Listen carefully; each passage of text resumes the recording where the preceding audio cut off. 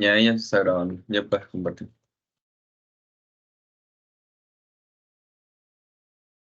Un segundo.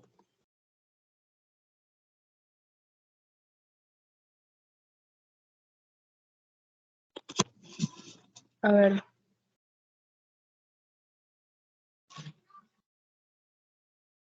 ¿Se ve?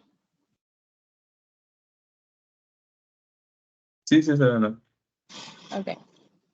Bueno, chicos, buenas noches. Ya me presenté, soy Natasha Barajas y hoy con Kelvin les vamos a ayudar con generalidades de tejidos.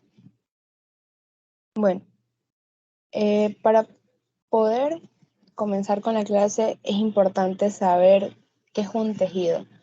En primer lugar, definimos un tejido como el grupo de células y productos celulares que comparten o que van a compartir funciones similares. ¿Ok? Entonces, básicamente son aquellas que nacen desde la misma región del embrión y van a colaborar para llevar a cabo una tarea específica. ¿Ok? Entonces, en primer lugar, ¿cómo vamos a diferenciar los tejidos? Los tejidos se diferencian por los tipos y las funciones de sus células. Además de ello, por las características de la matriz extracelular y, como pueden leer aquí, la proporción de espacio entre las células y la matriz.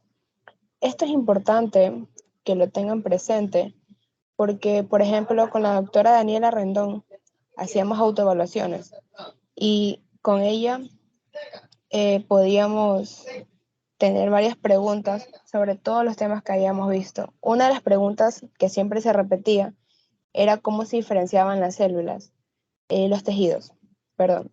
Entonces, ¿cuál era la respuesta? Por los tipos de célula, la proporción entre el espacio, entre la célula y matriz.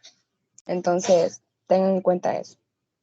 Ok, ahora, ¿de dónde nacen estos tejidos? En primer lugar, para darle un poco de contexto, esto igual lo van a ver en Génesis. En la tercera semana vamos a tener un disco trilaminar, ya, donde tenemos tres capas. Ectodermo, que es la más superficial, mesodermo, que es la capa intermedia, y endodermo, que es la capa inferior. Entonces, el endodermo se va a encargar de dar origen a lo que es la epidermis y el sistema nervioso. ¿Qué es la epidermis? La epidermis es la capa más superficial de la piel, aquello que está compuesto por epitelio, ya que eso se lo explicará más adelante. Ya. Por otro lado, el mesodermo, que es aquella capa intermedia que vemos de amarillo, se va a volver mesénquima. Ya. Y este mesénquima es uno de los primeros tejidos conjuntivos que se va a desarrollar. Y después de esto se van a originar diferentes tejidos, ya que son los tejidos que Kelvin les va a explicar, que son los tejidos conjuntivos especializados. ¿Ok? Sean estos óseo, sanguíneo, cartilaginoso, adiposo. ¿Ok? Y finalmente tenemos el endodermo, que es la capa más inferior, pero no menos importante. ¿A qué da origen esto? Al tubo digestivo, vías respiratorias, glándulas digestivas, entre otros. ¿Ok? Adicional a ello, también es importante que tanto en Génesis como en micro pueden salir preguntas de dónde se origina cada tejido. Por ejemplo, si les ponen una pregunta, ¿de dónde se origina la epidermis? Y les ponen ectodermo, endodermo y mesodermo, ¿qué responderían?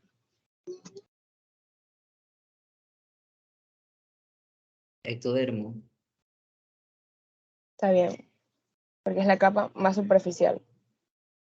Ahora, en el saladín, si no estoy mal, está este cuadrito. Ya, es importante que lo relacionen, que lo memoricen, como ustedes deseen, porque les van a tomar cosas de ahí. A mí siempre me tomaban de dónde se derivaban, yo qué sé, la dermis, la epidermis, o sea, cosas que son esenciales y que es importante saber de qué capas se derivan. Ahora, considerando la interpretación de cortes de tejidos, es importante porque en el saladín se hace un pequeño hincapié ya de lo que es micro. Este no se debe estudiar por ejemplo, de cómo se estudia anatomía. En anatomía vemos las imágenes tridimensionales, ¿verdad? Vamos a tocar el hueso, el órgano, etc. En cambio, para micro o histología se prepara una placa para ver en el microscopio. ¿Ya? ¿Y qué va a pasar aquí? Vamos a ver las cosas de manera bidimensional. Entonces, por ejemplo, veamos este huevo. Si hacemos un corte a esta altura, lo único que vamos a ver es la clara. Ya, si hacemos otro corte casi llegando al centro, la clara va a ser un poco más grande, mientras que se va a ver un poco de la yema. Y ahora si cortamos sagitalmente el huevo, se va a ver totalmente la mitad de la yema y la mitad de la clara. Entonces, ¿qué vamos a tener aquí?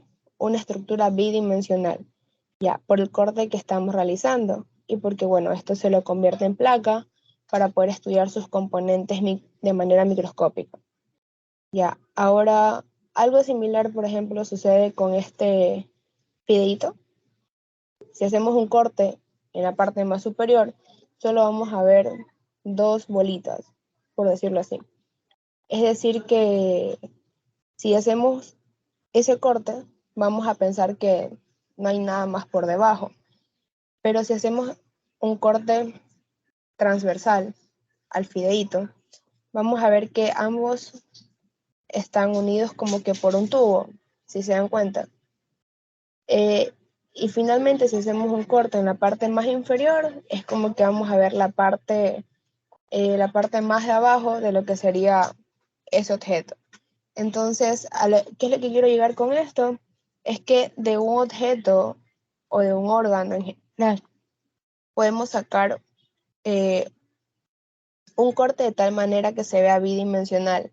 Y esto es lo que se estudia en las placas. Ya, y se los menciono porque dentro de su sílabus y dentro del mío estaba lo que era interpretación de cortes de tejidos. Ya, ahora ya entrando un poco en materia, hay que tener en cuenta el primer tejido, ya, que es el epitelial. Consideremos que tenemos 4 tejidos principales: epitelial, conjuntivo, muscular y nervioso. ¿Ya? Entonces, ¿qué va a pasar aquí? Antes de seguir, ¿tienen alguna duda? Hasta el momento, ¿todo claro? Si tienen cualquier duda, pueden interrumpirme. No tengo ningún problema. Sigo entonces. ¿Qué es un tejido Entonces, como, epitelial? uy. ¿Mande? Entonces, como recomendación, hay que estudiarnos la tablita esa de dónde sale cada tejido. Sí, Ok, sí, al vale. menos a mí, en mis autoevaluaciones me lo tomaban bastante, de dónde se derivaban las cosas. Y inclusive les sirve como práctica para primer semestre. Ya, a ver, entonces, el tejido epitelial va a ser aquel que se va a encargar de cubrir la superficie corporal. Va a revestir lo que son cavidades del cuerpo y va a formar lo que son glándulas. Ya, ¿por qué se va a caracterizar este tejido? Por la posición estrecha de su célula y por su presencia de superficie libre. Ahora, ¿a qué me refiero con superficie libre? Es aquella que se conoce como la luz, en este caso como que la parte blanca de lo que sería esta placa histológica, ¿ok? Y se lo puede ver básicamente en el extremo superior. Entonces, por ejemplo, en este tejido epitelial podemos ver abundancia de células, ¿ok? Lo que sería un epitelio. Más adelante ya veremos su clasificación, ya de cómo identificar la célula, de qué célula estamos hablando. Entonces, eso. Ahora, entrando un poco a lo que es las características, en primer lugar es que sus células pueden estar en una sola capa o en varias. Sin embargo, siempre van a estar contiguas, o sea, una encima de la otra o siempre están juntas, ¿ok? A partir de esto, en Martini, que es el libro que se usa como base en el PRE y también es tomado, son los principios del tejido epitelial. Ya. El primer principio que vamos a tener es la celularidad. Esta nos indica que sus células se encuentran unidas mediante uniones intercelulares especializadas. ¿Ok? Con esta forman una barrera selectiva entre la superficie libre y el tejido conjuntivo subyacente. ¿Ok? ¿Hasta ahí todo claro? Chicos, ¿ninguna duda? Si tienen alguna duda, no tengo problema en que me interrumpan. Ok, continúo. Entonces, ¿qué pasa aquí? El tejido conjuntivo va a formar como una especie de paso, va a ser intermediario para decidir si algo puede pasar o no. Porque, por ejemplo, si una bacteria llega a querer entrar a nuestro cuerpo, el tejido epitelial no la va a dejar, porque ya saben que puede ser dañina. Entonces, es aquel tejido el que se va a encargar de formar una barrera selectiva. ¿Ok? ¿Sí? ¿Todo claro? Ok, ahora. Básicamente, ¿dónde vamos a encontrar estas superficies libres? En el exterior del organismo, que sería la piel, el ejemplo más claro. También en la superficie externa de lo que son órganos internos, revestimiento de cavidades, tubos, conductos corporales, tanto cerrados como aquellos que se comunican con el exterior. Ya. Ahora, estos principios también son importantes, también son tomados. Yo tuve con la doctora Marianela Rendón, ella sí lo consideraba bastante. Ahora, también tenemos la polaridad. En otros libros se menciona como polaridad funcional y morfológica. Ya, ¿qué pasa con eso? Nos indica que se cuenta con una superficie apical expuesta y una superficie basal fija, considerando que esta es la superficie apical, que es la parte que va a estar en contacto con la luz, y la superficie basal fija, ya, que es aquella que va a estar comunicada con el tejido conjuntivo. Porque para que se centren un poco mejor, tenemos tejido epitelial, que en este caso es nuestra piel, que es el ejemplo más claro, y abajo del tejido epitelial vamos a tener lo que es el tejido conjuntivo. ¿Ok? Entonces, luego de esto, otro principio es la fijación. Ya, la cara basal del epitelio, o sea, esta parte inferior, está unida a una lámina basal delgada, ya que sería en este caso como que esta parte de aquí que les estoy señalando con el cursor. ¿Ok?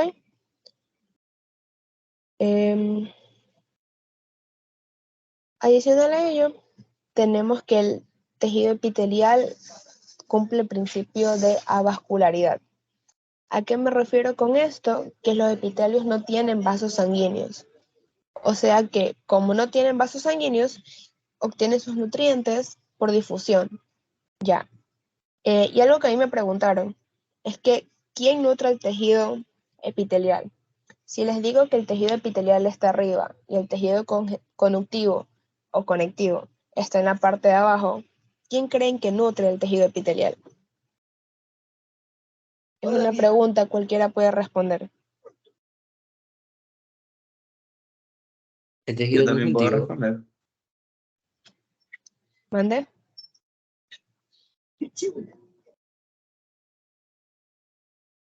Responde, Sí. responde, pero que estabas bien, responde. Ah, ya. No, dale tú, yo sí sé, creo. ¿Mande? Yo sí sé, dile tú, dile tú. No, responde, dale. Sí, está Tejido bien. conjuntivo. Sí. El tejido conjuntivo es el que se va a encargar de nutrir a lo que sería el tejido epitelial. Ya. Ahora, también el tejido epitelial se va a disponer en láminas o en capas, que eso ya la veremos en la siguiente diapositiva. Otro principio que cumplen es la regeneración, o sea que hay un reemplazo constante de células epiteliales mediante la división celular. ¿Ok? Hasta ahí todo claro con la parte de las características. Bueno, ¿Puedes repetir lo de fijación, por favor? sí, claro. A ver, eh, como les mencioné, contamos una superficie apical y una superficie basal. La cara basal de lo que va a ser el epitelio va a estar unida a una lámina basal, que en este caso es la membrana basal, ¿ok? Es aquella que va como que a conectar el tejido epitelial con el conjuntivo. ¿Sí? ¿Se comprende? Sí, gracias. Está bien.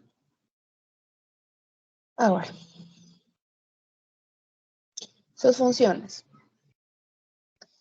Sus funciones básicamente son secreción, absorción, transporte, protección y recepción. ¿Ok? Técnicamente eso, porque en esta parte no la consideran mucho realmente, más toman en cuenta lo que son los principios, ya que inclusive si quieren leer un poco más, tanto en el Saladín como en el Martín están. ¿Ya? Ahora, la clasificación de lo que es el tejido epitelial. ¿Ya? ¿Qué vamos a tener aquí? El epitelio se puede clasificar tanto en cantidad de capas como en la forma de la célula. Ya. Si consideramos la cantidad de capas, puede ser simple o estratificado. ¿Simple a qué se refiere? Que solo contamos con una sola hilera de células. ¿Ok? Mientras que el estratificado son varios estratos, como dice su palabra. Estratificado, estratos. Entonces, podemos tener 2, 3, 4, 5 hileras de lo que serían células epiteliales. ¿Ya? Ahora, según la forma de la célula, se van a clasificar en plano, cúbico y cilíndrico. ¿Cuándo es plano? Si se dan cuenta, que es como yo lo relacionaba, se parece más a un rectángulo donde su largo es más grande que su alto, o su ancho es más grande que su alto, como lo quieran ver. ¿Ok? Está como acostado, por decirlo así. También tenemos el cúbico, que son básicamente cuadraditos, son en forma de cubos, donde tanto su largo como su ancho van a tener casi la misma medida, o sea, por eso es que simulan un cuadrado. Y cilíndrico, como su nombre le indica, van a tener aspecto de un cilindro, o sea, van a ser mucho más altos que anchos. ¿Ya? Algo importante que tienen que saber en el estratificado es que, por ejemplo, aquí nosotros en el simple podemos decir que esto es un epitelio simple, que es plano, cúbico, cilíndrico. En este caso, Cilíndrico. chicos, Sí te respondieron, alguien te respondió por ahí. No sé quién fue. mande. Alguien te respondió por ahí. No sé quién fue, pero lo dijo bien. No sé si podría volverlo a repetir. Cilíndrico simple. Así es. Disculpa, no te escuché. Sí, es cilíndrico simple. ¿Por qué? Porque tiene forma de cilindros y porque contamos solo con una sola hilera de células. Ahora, ¿qué pasa con el estratificado? Si se dan cuenta, sus células son diferentes. En cada una de los estratos son diferentes. Aquí son cúbicos, aquí son como deformes inclusive, pero aquí al final tenemos cilindros, por ejemplo. Entonces, ¿qué pasa con el estratificado? Todo epitelio tiene nombre y apellido, ¿ya? El nombre va a ser su cantidad de capas y el apellido va a ser la forma de la célula. Entonces, ¿qué podemos hacer aquí? Que es un epitelio estratificado cilíndrico o cilíndrico estratificado. Entonces, ¿qué es lo que quiero llegar con esto? Es que el epitelio estratificado va a tomar su apellido de lo que sería el tipo de células en la parte más superior de lo que serían todos los estratos que tienen. ¿Ok? ¿Se comprende esa parte? ¿sí? Por ejemplo, el que tienes al lado del estratificado, ¿cómo se llamaría? Porque es como un cilíndrico y abajo hay como que planos. ¿A cuál te refieres? ¿A este? No, el de lado, el de lado. ¿El de acá? No, el del medio. Ese. Ok. Este se llamaría estratificado cilíndrico. Epitelio cilíndrico estratificado. ¿Por qué? Porque en la parte más apical de lo que sería este epitelio tenemos células cilíndricas. Por ejemplo, si acá en vez de cilíndricas hubiera cúbicas, se llamara epitelio cúbico estratificado. ¿Sí? ¿Se entiende? Deja ver algo. Sí, muchas No, gracias. ya. ¿No tienen dudas con eso? Bueno, entonces, digamos. Ok. Aquí tenemos clasificaciones especiales, lo que es el epitelio. En primer lugar tenemos el pseudoestratificado. ¿Alguien sabe qué significa pseudo? ¿Pseudo le Falso. suena? Falso, exacto. Ya, entonces la traducción de su nombre sería, es un falso estratificado. Ya, ¿por qué es un falso estratificado? Porque si se dan cuenta, parece que hay varias hileras de célula, pero realmente no, solo hay una. Ya, ¿cuál es la diferencia? Si ustedes se dan cuenta, en este estratificado, cada celulita está encima de la otra, ¿ok? Solo, digamos, en este caso las cúbicas se conectan con lo que es la parte basal, la parte inferior. Ya, pero si ustedes se dan cuenta aquí, en el pseudoestratificado, tenemos que todas, de alguna manera, se conectan a la membrana basal.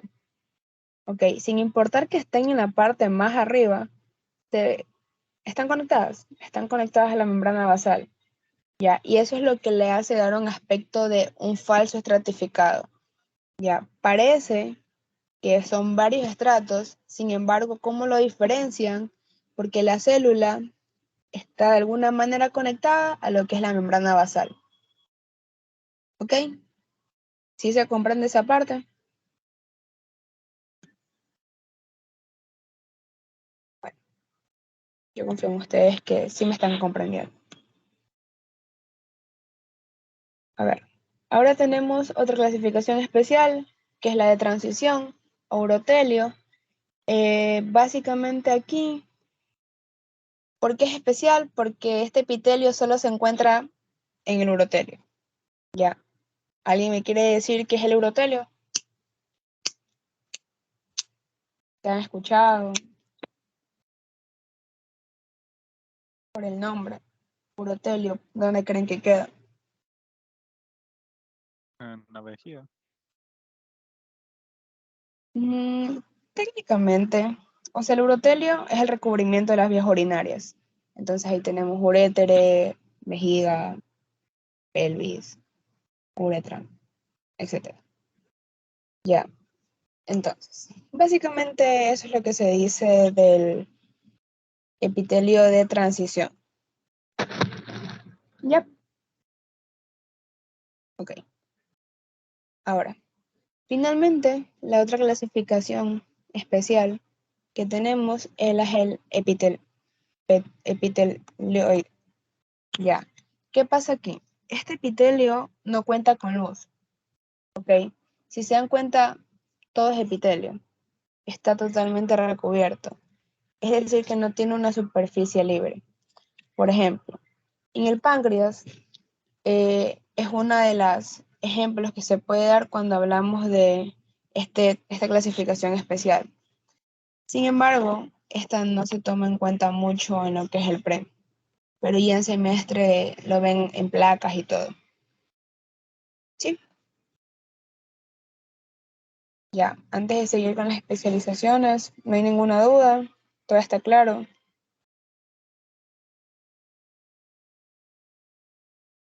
Si tienen alguna duda, no tengo problema en repetir. ¿Puedes volver a explicar? explicar el del uroterio?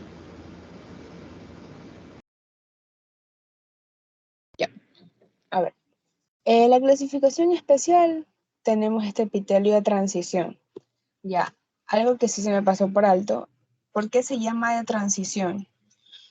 Porque no se mantiene constante, por decirlo así. Ya, en primer lugar, pueden ver que es estratificado. Ya, pero ¿a qué me refiero con que no se mantiene constante? De ahí viene su nombre, de transición. Como el urotelio, les mencioné que cubría lo que son las vías urinarias.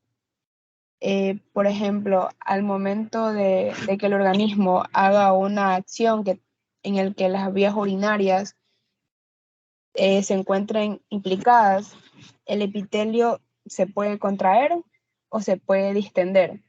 Entonces, de eso depende también la forma de sus células. Ya, por eso se llama de transición. ¿Sí? ¿Se comprendió? Sí. Ya, entonces, ¿ninguna duda hasta ahí? Ok. Ahora vamos a la parte de lo que son las especializaciones. ¿Sí? A ver, en primer lugar, tenemos microvellosidades, cilios y esterocilios. Ya. ¿Cómo las diferenciamos? En primer lugar, si vemos las microvellosidades aquí, son como dedos, ya, son como digitaciones, ya. ¿De qué se van a encargar las microvellosidades? En biología, ¿qué les han dicho sobre estas especializaciones? ¿Mm? Eso no era lo que estaba para absorber nutrientes. Sí, es una de sus funciones, ya. O sea, básicamente son, como dijo su compañero, son estructuras que permiten absorber, nutrir y sirven, bueno, como receptoras, transportadoras, como canales. Ya, pero además de eso, si se dan cuenta, son como prolongaciones. Entonces sirve para aumentar la superficie de lo que es la membrana plasmática. Ya. La parte de cilios son aquellas que se van a encargar de transportar también. Ya. Por ejemplo, los cilios se encargan del transporte en vías aéreas. Por ejemplo, barrer moco. Es decir, que si se dan cuenta son como pelito desordenado. Ya. Ese pelito es el que se va a encargar de hacer la función de escoba, por decirlo así, en sus vías respiratorias para barrer lo que sería el moco, por ejemplo. ¿Ya? Entonces, en esa parte con esterociles, perdón, con cilios. ¿Qué lo diferencia de un cilio a un esterocilio? Es que los esterocilios son células sensoriales, ¿ok? O sea, además de ello, ¿cómo se los podría decir? En primer lugar, su forma, ¿ok? Si se dan cuenta, los esterocilios de alguna manera se parecen un poco a lo que son las microvellosidades. O sea, son un poco más digitiformes. O sea, tienen forma también de dedo. Ya. Su función va a ser algo literalmente similar a lo que ya habíamos visto con las otras especializaciones. Se van a encargar también de lo que es el desarrollar algunos tipos celulares, van a absorber, a receptar, a transportar. Técnicamente, todas las especializaciones cumplen una función similar. Ya, solo cambia su ubicación y también su forma. Sin embargo, en micro, esto no es tan considerado realmente. Pero ¿por qué se lo toma en cuenta? Porque cuando ustedes tienen, por ejemplo, cilios encima de una región de epitelio, ya la célula, el tejido, perdón, toma un nombre de ciliado. Por ejemplo, déjenme mostrarles algo.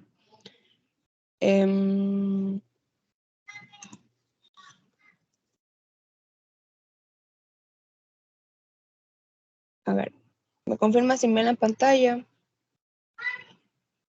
Ya. Si se dan cuenta, déjenme buscarles uno bonito. Por ejemplo, aquí. ¿Qué tipo de epitelio tenemos aquí? Con los que ya hemos visto. Pseudoestratificado. Está bien.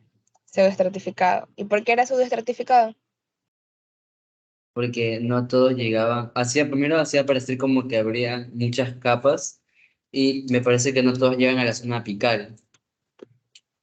Exacto. No todos llegan a la zona apical, pero sí todos comienzan desde la zona basal. Ya. Pero si se dan cuenta, esto tiene aquí como deditos encima, como espinas, como le quieran ver, porque esto es un gráfico representativo solamente.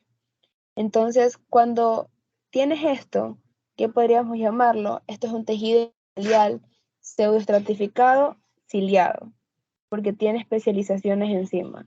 Ya, por ejemplo, aquí también. Aquí tenemos en cambio un epitelio cilíndrico, es simple, porque solo tenemos una sola capa de células, ciliados, porque tenemos especializaciones arriba. ¿Ok? ¿Sí se entendió esa parte? Yo tengo una duda. Dime. ¿Cómo diferencias que tienen cilios o que tienen microvellosidades? Porque la célula cilíndrica tiene microvellosidades porque está en el intestino, me parece. Ujú. A ver,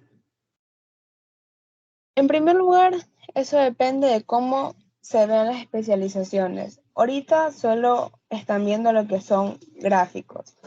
Entonces, cuando es gráficos, se puede visualizar de una mejor manera. En la parte de las microvellosidades se ven como deditos, ya, arriba del epitelio, arriba de las células, mientras que cuando son cilios se ven como pelitos, ya, como que tienes muchas cositas encima, como cuando tienes vellos y se te erizan, así. Y los esterocilios, pues algo similar a las microvellosidades, ¿ok? En este caso, es importante que simplemente tengan en cuenta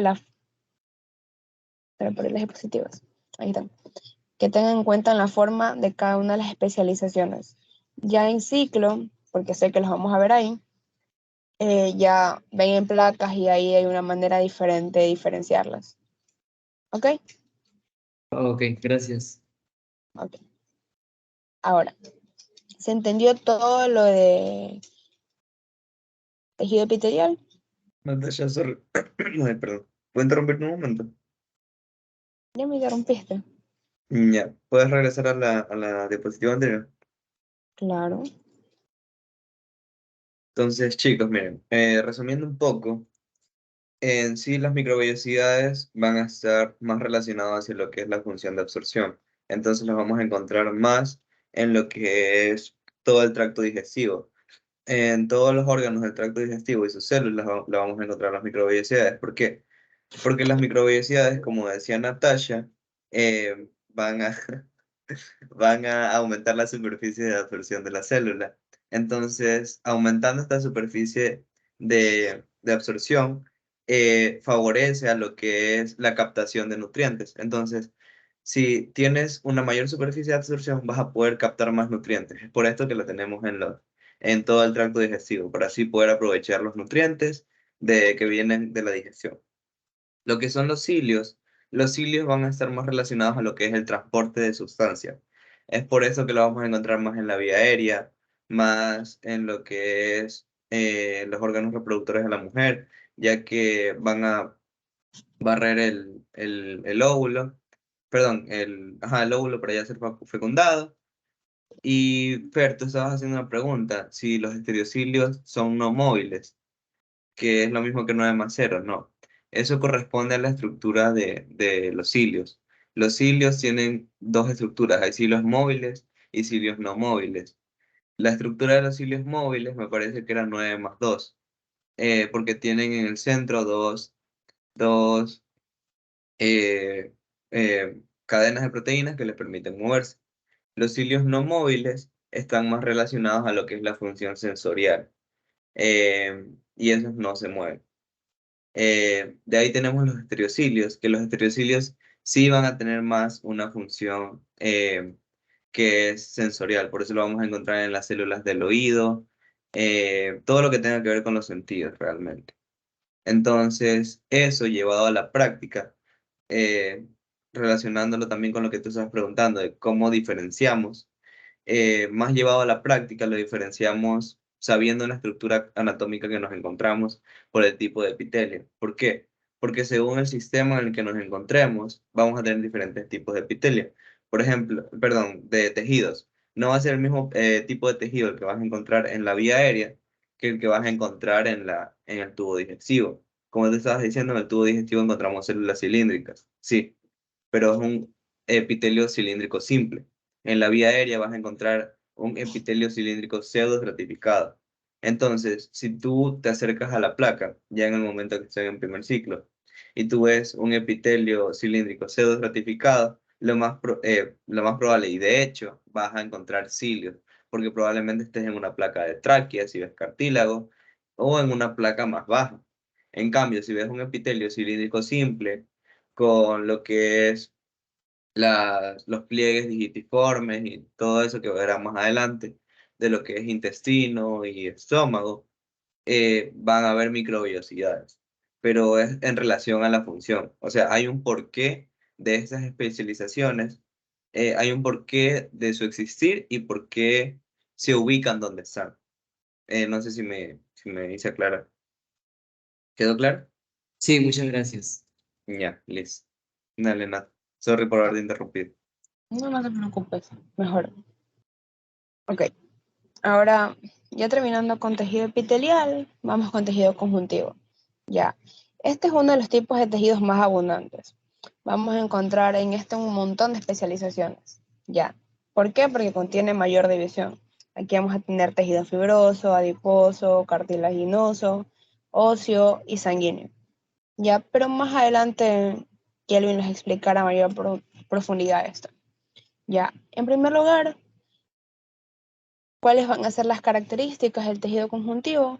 Es que sus células van a ocupar menos espacio que su matriz celular, a diferencia del tejido epitelial, donde se mencionaba que las células estaban muy pegadas entre sí y no daban lugar a que exista una matriz extracelular en este tejido. Ya, si recuerdan ese principio, ¿cómo se llamaba? Cuando las células estaban muy pegaditas entre sí.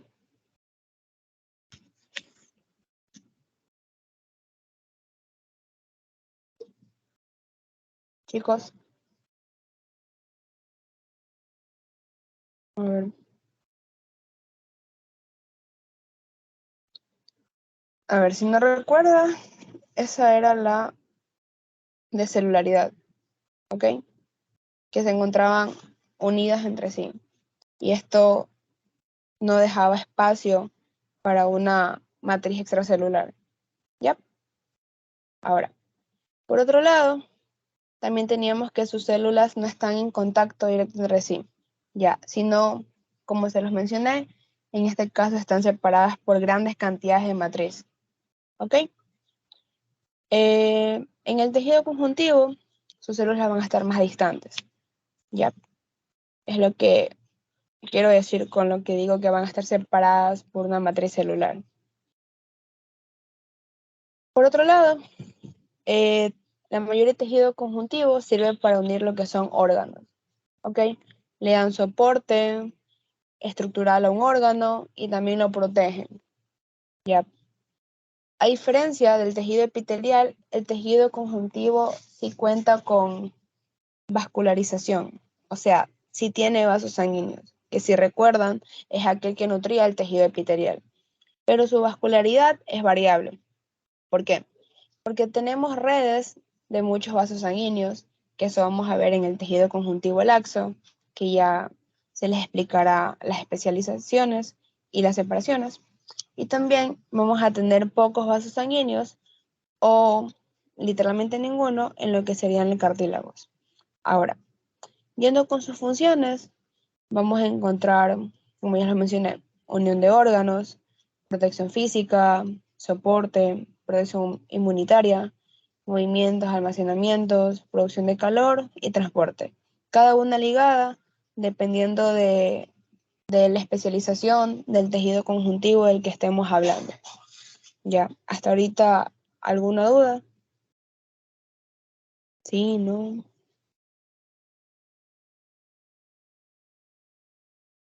Bueno, Una pregunta, el que le da, digamos, como que el inicio de todos sus tejidos es el que vimos primero, ¿verdad? El embrionario. claro. O Ah, sea, ok. del disco trilaminar, que es lo que van a ver en Génesis, tenemos ectodermo, mesodermo y endodermo. De estas tres capas es que se van a derivar los diferentes tejidos, ¿ya? O sea, diferentes órganos, diferentes sistemas se van a derivar de las diferentes capas en lo que sería el disco trilaminar. ¿Sí?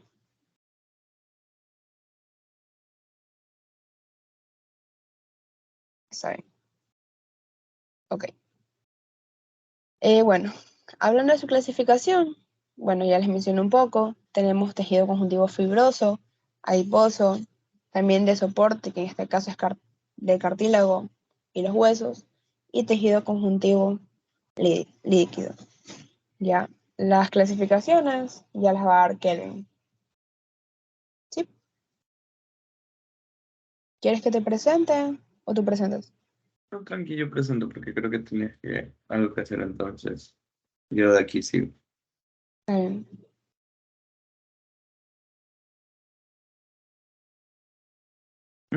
Denme un segundo que les comparto y de ahí vamos avanzando. Bueno, chicos, si igual si llega a quedar una duda, pueden hacerla. Amigo Kelvin en el grupo. Y pues eso. Si necesitan ayuda en algo, pueden escribirme. No tengo problema.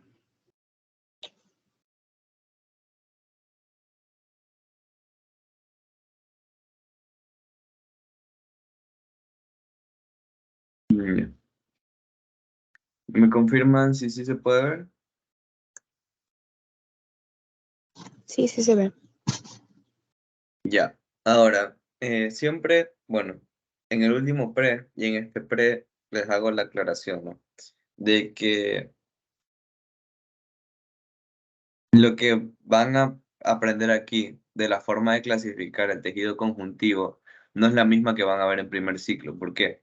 Porque ahorita en primer ciclo, perdón, ahorita en el pre, están leyendo Martini y Saladín. Martini y Saladín tienen su forma de clasificar el tejido conjuntivo.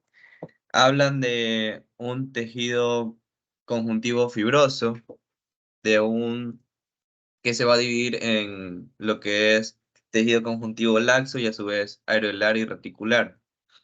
Entonces, ya en primer ciclo, cuando pasen y utilicen ROS, ya no vamos a hablar de este tejido conjuntivo areolar y reticular, ya no vamos a hacer esa diferencia, sino que el tejido conjuntivo laxo va a ser uno solo.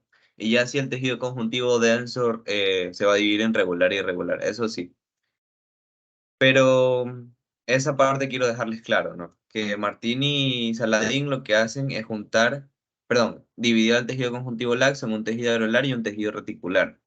También meten a lo que es el tejido adiposo dentro de la clasificación de tejido conjuntivo fibroso, cuando en realidad no es así, eh, cuando el tejido adiposo es una especialización del tejido conjuntivo, no pertenece al tejido conjuntivo propiamente dicho. Es una clasificación aparte, por así decir. Entonces, solo quería dejar eso ahí claro, para que luego cuando pasen a primer ciclo nos hagan bola. Igual, ya cuando pasen a primer ciclo, vamos a ver esto de nuevo y ahí les explicaré nuevamente eso, ¿no? Entonces, hablando de la clasificación, Natasha les estaba diciendo que el tejido conjuntivo se va a caracterizar porque en su estructura vamos a tener lo que es dos partes, una compuesta por células y otra compuesta por matriz extracelular. Dentro de esa matriz extracelular que se va a encontrar rodeando las células. Por así decirlo, mi puño va a ser la célula y todo su entorno va a ser la matriz extracelular.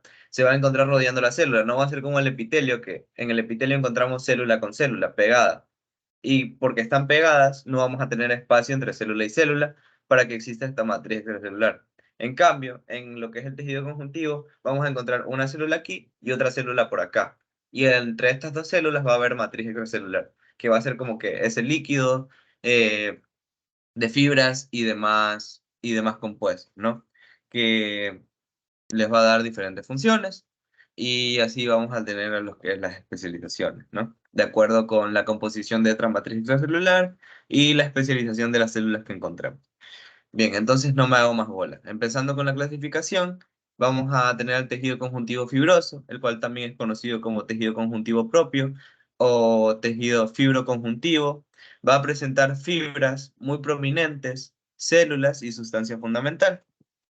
Bien, entonces, en lo que es las células podemos encontrar a los fibroblastos, macrófagos, leucocitos, células plasmáticas, mastocitos y adipocitos.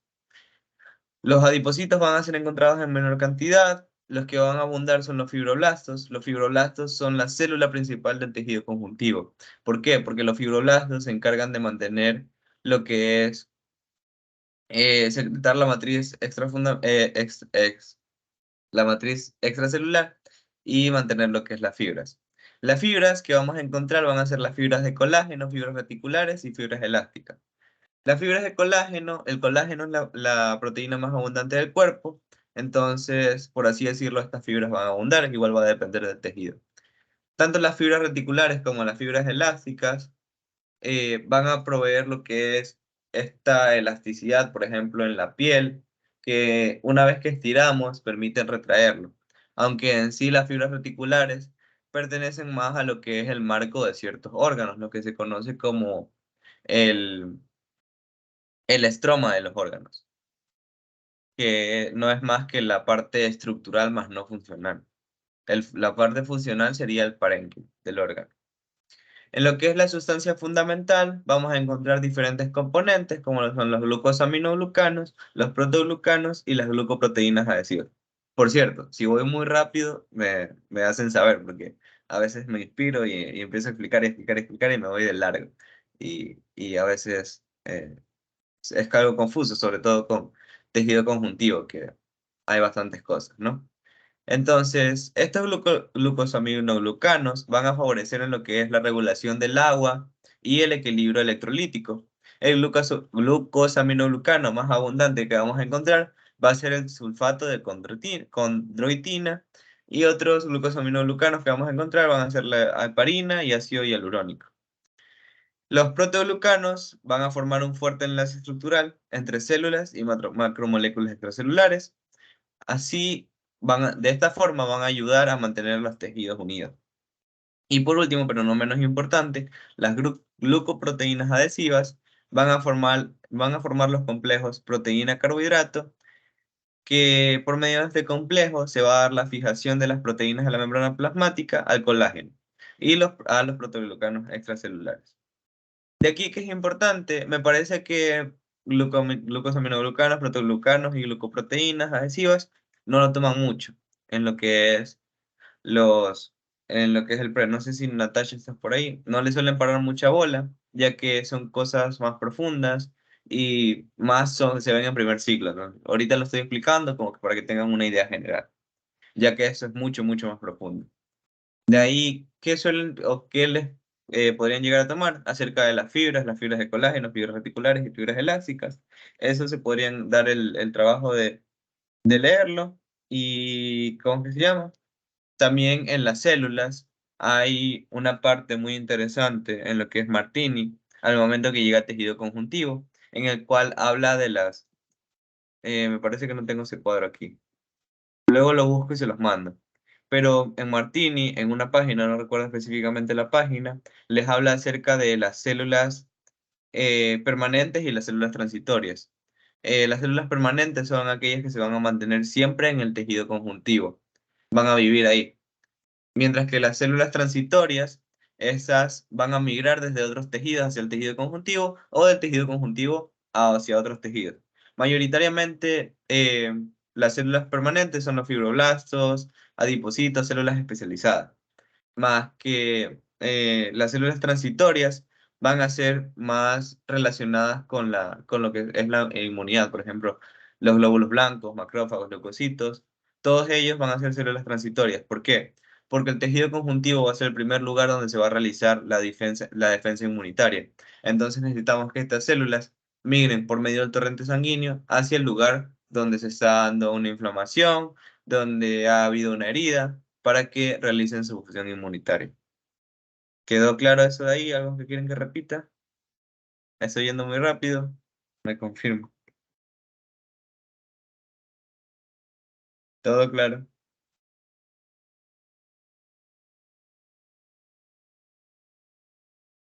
Bien, entonces seguimos. Entonces, primero vamos a encontrar el tejido conjuntivo laxo como clasificación del tejido conjuntivo fibroso. El tejido conjuntivo laxo se caracteriza por tener una abundante celularidad y una abundante sustancia fundamental, mientras que las fibras se dice que van a ser escasas. Presten mucha atención a, a lo que les estoy señalando. Ay, perdón. Si se dan cuenta, vemos abundantes células. Las células son todos estos circulitos de aquí. Todo lo que ven, los círculos de un color más intenso es el núcleo de la célula. Lo que ven de un color menos intenso es el citoplasma de la célula. Y si se dan cuenta que todo está, por así decirlo, rosado, o algo así como que rosado, eso vendría a corresponder a lo que es la sustancia fundamental. Entonces, esto de aquí corresponde claramente con la descripción que les estaba diciendo, ¿no? Una abundante sustancia fundamental, una abundante celularidad y una escasez de fibras. La relación fibras-células, podemos darnos cuenta que hay mayor cantidad de células que de fibras. Entonces, quédense de eso ahí con tejido conjuntivo laxo. Tejido conjuntivo laxo se va a dividir en tejido conjuntivo areolar y tejido reticular. El tejido areolar lo vamos a encontrar formando, o lo vamos a encontrar en la mayor parte del cuerpo. ¿Por qué? Porque el tejido areolar siempre va a estar debajo de todo epitelio. Y ya saben que el epitelio lo encontramos casi en todos los lugares, en las superficies libres y recubriendo cavidades del cuerpo. Entonces, recuerden, siempre el tejido areolar va a ir acompañado del epitelio. Más adelante tengo una imagen para explicarlo mejor. Y el tejido reticular está formado por abundantes fibras reticulares, cierta celularidad. ¿Y qué podemos destacar del tejido reticular? Es que, como les estaba diciendo, ¿se acuerdan que las fibras reticulares sirven para lo que es el sostén? Entonces, como sirven para lo que es el sostén, vamos a encontrar ese tejido reticular formando el estroma o la cápsula de ciertos órganos. Que, por ejemplo, esta imagen de aquí muestra lo que es el estroma o la cápsula del vaso. Eso de ahí. Forma el marco estructural que le da un sostén al órgano. ¿Todo claro con con el tejido conjuntivo laxo? Bueno, tomaré su silencio como un sí, si es que no están dormidos aún. Bien. Entonces, ahora pasamos al tejido conjuntivo denso. Sí se me está escuchando, ¿verdad? Sí. Y si se te escucha, Kelvin. Oye, es que una vez en una clase se me salió y estaba hablando solito por un rato, entonces antes de ahí me quedé traumado con eso. Ya. Bien, entonces continuamos con el tejido conjuntivo denso.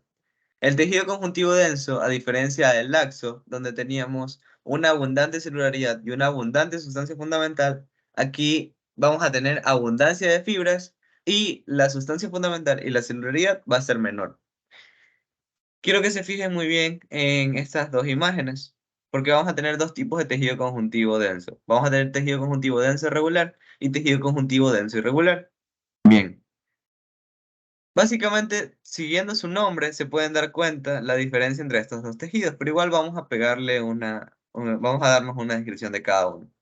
El tejido conjuntivo denso regular va a cumplir con la característica de tener una abundancia de fibras, menos sustancia fundamental y menos celularidad, y es lo que podemos ver aquí, ¿no? ¿Se acuerdan los círculos intensos de los que les hablaba en la parte anterior? Los vemos aquí, pero ya no vemos tantos.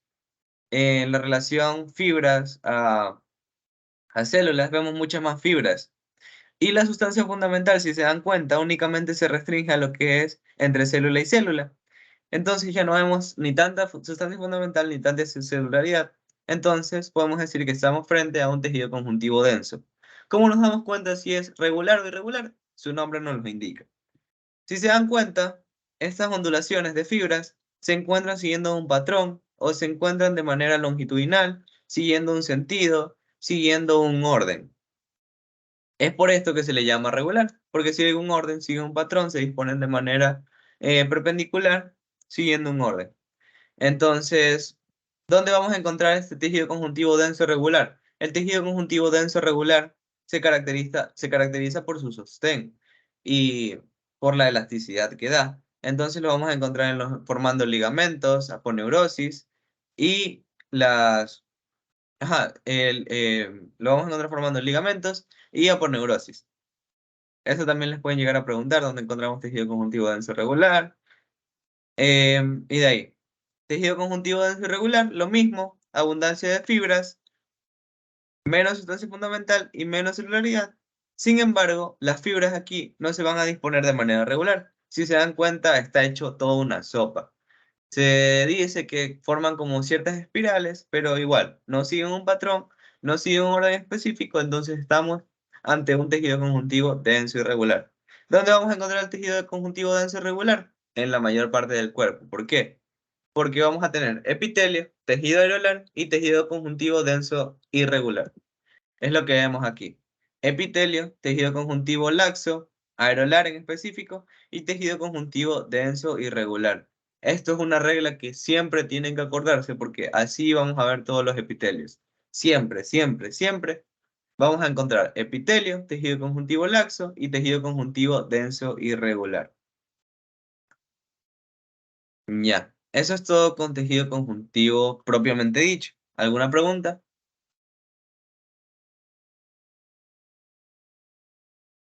¿Ninguna? ¿Seguros? Entonces, en el tejido denso regular va a haber más o menos fibra que en el irregular. Ambos tienen abundancia de fibras. Lo que cambia es la disposición de la fibra. Ok, vale. Ajá. Entonces, si yo les pregunto, ¿dónde encontramos el tejido conjuntivo laxo reticular? ¿Dónde me dicen ustedes que se encuentra? ¿O qué se encuentra formando?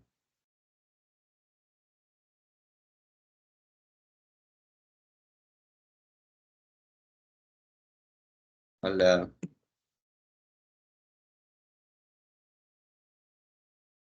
Bueno, recuerden que el tejido conjuntivo laxo reticular se encuentra formando el marco estructural de los órganos.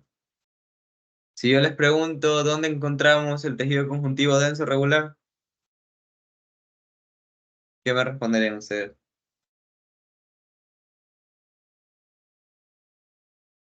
Sí, en ligamentos. Es que te están conectando por chat. Ah, perdón. Es que como estoy presentando, por eso les dije que es mejor que me hablen, porque no puedo ver el chat mientras estoy presentando. No es por cargoso, es porque no puedo verlo. Entonces ya, pues. Igual se hace más participativo, pero bueno, en fin. Ahí Natasha me ayudas con el chat. No sé si hay alguna pregunta en el chat. Eh, si la hay, sorry, porque en serio no puedo leer mientras estoy presentando. Ya. Ahora vamos a continuar con el tejido adiposo. El tejido adiposo, como les decía, es una especialización del tejido conjuntivo. En algunos libros, como Saladín o Martini, lo van a encontrar como una clasificación, como una subclasificación del tejido conjuntivo propiamente dicho, el tejido o el fibro conjuntivo. Pero ya en primer siglo verán que no es así. Bien. Entonces, ¿qué es el tejido adiposo? El tejido adiposo es una especialización del tejido conjuntivo, el cual se encarga principalmente del almacenamiento de las grasas. Van a existir dos tipos de grasas. Vamos a tener grasa blanca y grasa parda. ¿Alguien sabe la diferencia de estas grasas?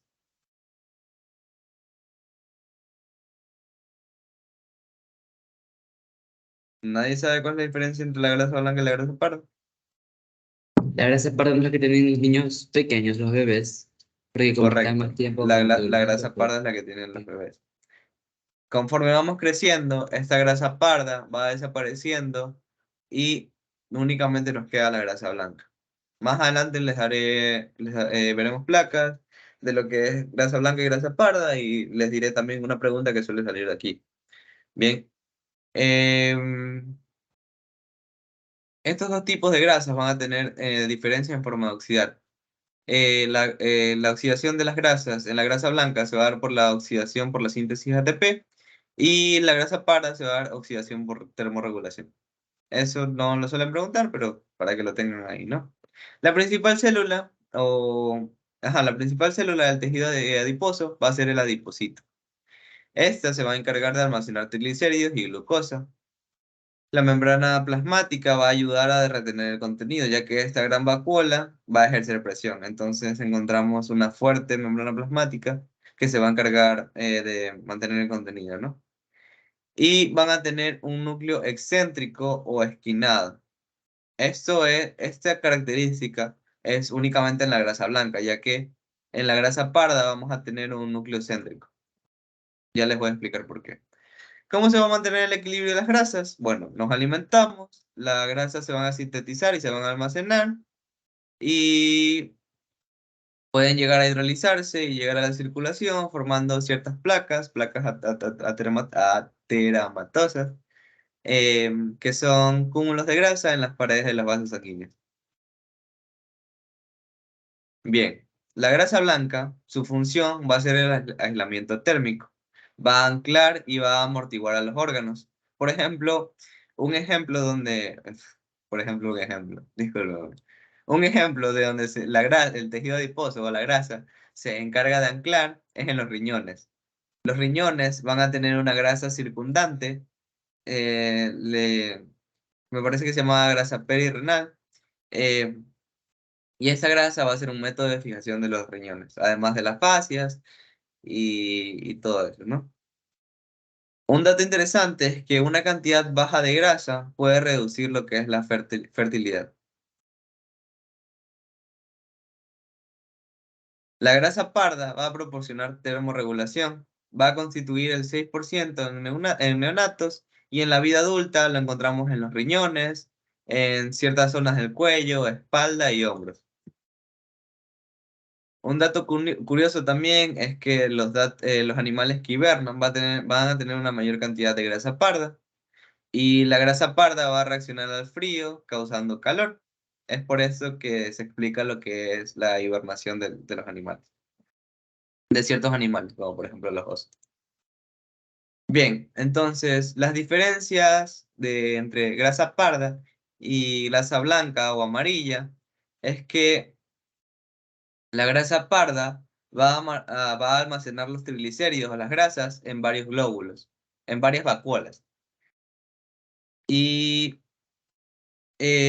lo que es la grasa blanca, el tejido adiposo blanco o amarillo, lo va a almacenar únicamente en un lóbulo. Por eso es que ustedes van a encontrar o les pueden llegar a preguntar, em, em,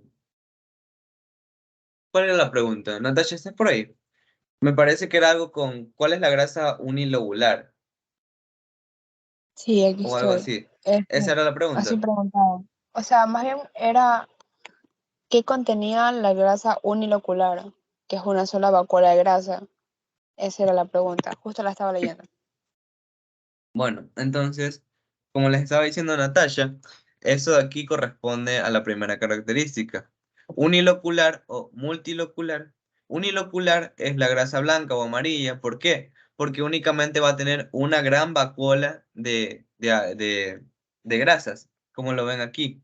Vemos esto blanco, la grasa no se tiñe, por eso es que lo vemos blanco. Y se dan cuenta, este puntito de aquí vendría a ser el núcleo que corresponde a lo que es el núcleo excéntrico o periférico.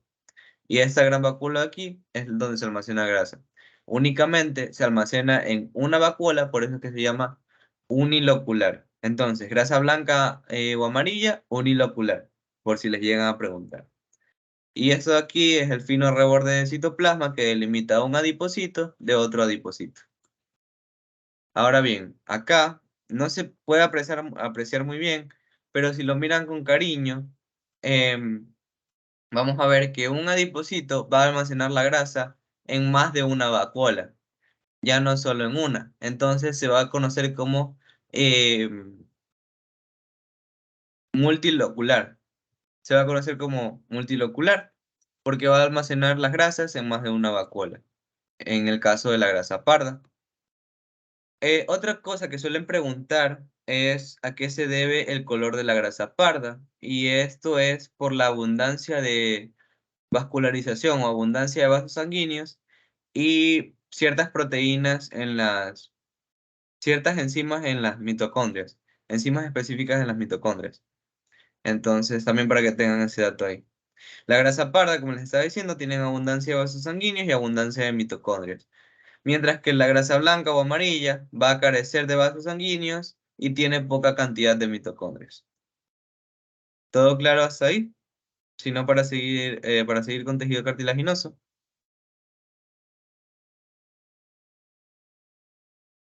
¿Quedó claro? ¿Me confirman, por favor? Sí. Ya.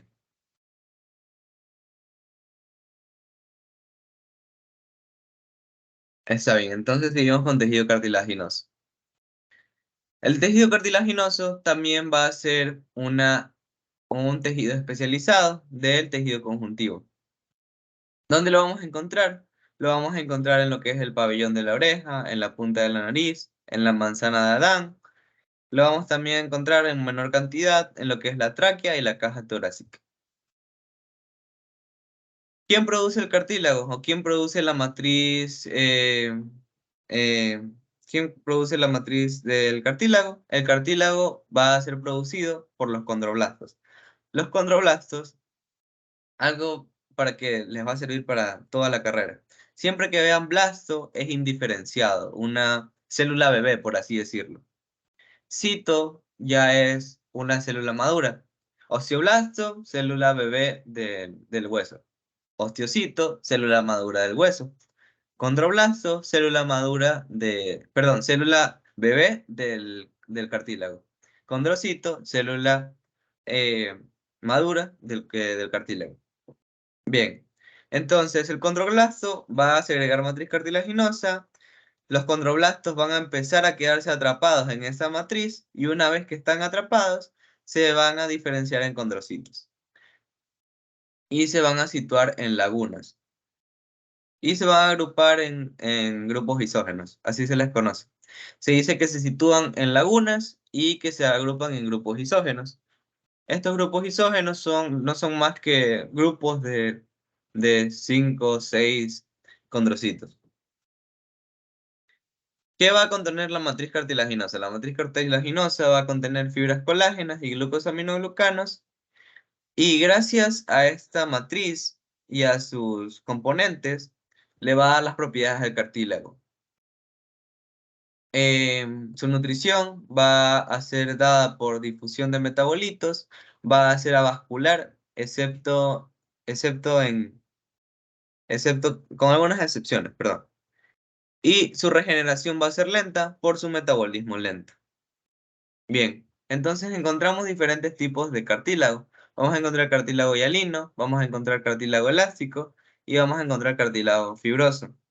En el cartílago hialino se dice que sus fibras son casi invisibles y va a contener fibras colágenas tipo 2.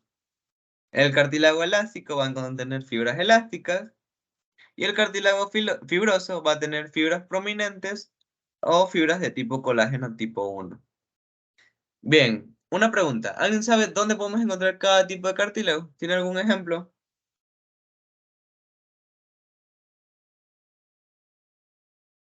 Yo tengo una pregunta. Dime. Cuando se refieren a colágeno, ¿no? Porque hay muchos tipos. ¿A qué se refiere con que sea un tipo más alto o un tipo más bajo? Eso depende más de la composición, porque las fibras colágenas van a cumplir ciertas funciones y va a ir cambiando su composición. Entonces es por eso que encontramos, creo que me parece que son 13 fibras colágenas. No recuerdo bien.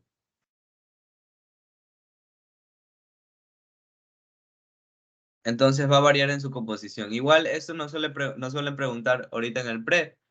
Quizás, bueno, no sé si preguntan que cuál es el colágeno de la membrana basal, tipo 4 por si acaso. Pero igual no lo suelen preguntar.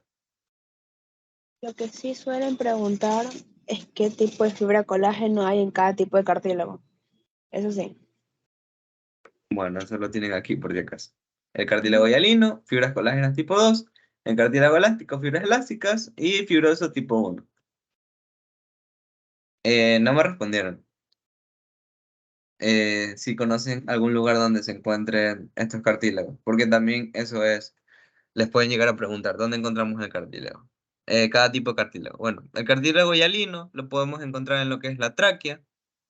El cartílago elástico lo podemos encontrar en la oreja y también, perdón, formando el pabellón de la oreja, y también lo podemos encontrar en la epiglotis. Y el cartílago fibroso lo podemos encontrar en lo que es los discos intervertebrales. ¿Alguna duda hasta ahora?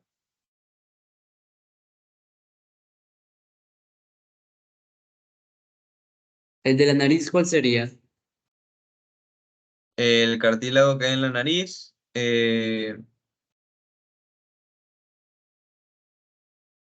me parece que es elástico también. Me parece que es elástico, sí.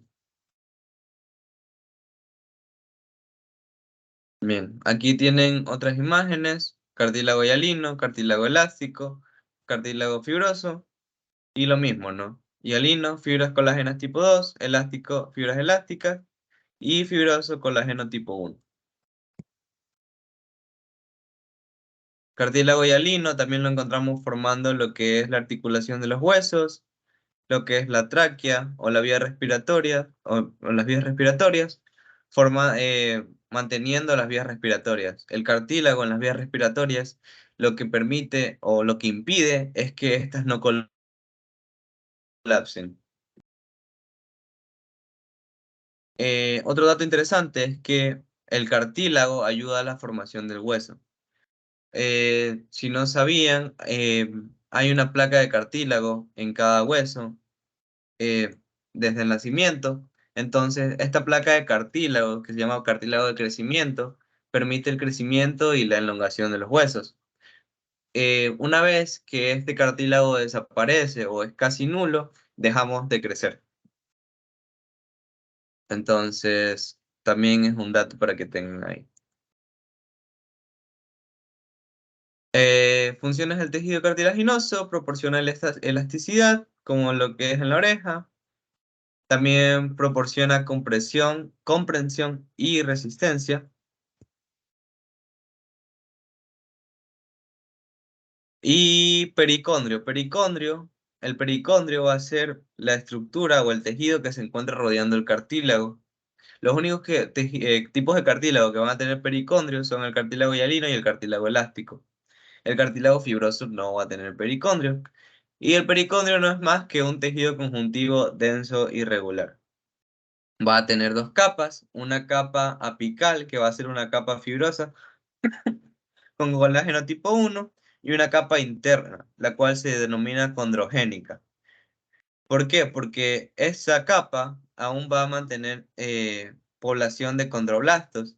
Entonces, esta capa puede dar origen o puede eh, formar nuevo cartílago. Por eso es que se le llama condrogénica. Génica de génesis, ¿no? Formación. ¿Alguna pregunta? ¿Algo que quieran que repita? No sé si fue muy rápido.